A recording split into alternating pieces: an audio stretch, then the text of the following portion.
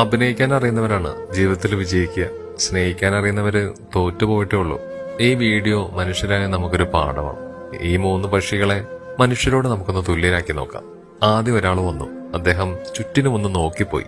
ശ്വാസം കിട്ടാതെ പിടയുന്ന അതിന്റെ വേദന ഇയാൾക്ക് അറിയുമോ ആവോ. രണ്ടാമതൊരു മനുഷ്യൻ വന്നു. സഹായിക്കണമെന്നുണ്ട്, എന്നാലും ഒന്നും തലോടിപ്പോയി. മൂന്നാമതൊരു കൊക്കു മനുഷ്യൻ വന്നു. അദ്ദേഹമാണ് നമ്മുടെ ഇന്നത്തെ താരം.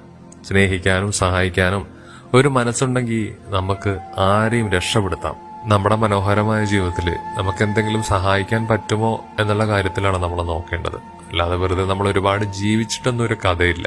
ഏതെങ്കിലും ഒരു മനുഷ്യനെങ്കിലും ദുരിതത്തിൽ നിന്നും അല്ലെങ്കിൽ സങ്കടങ്ങളിൽ നിന്നും ഒക്കെ അവനെ വിജയിപ്പിക്കുകയാണെങ്കിൽ അതായിരിക്കും ഏറ്റവും വലിയൊരു സമ്പത്തെന്ന് പറയുന്നത്. അല്ലാതെ ഒരുപാട് ഉണ്ടാക്കിയിട്ടൊന്നും ഒരു കാര്യമില്ല.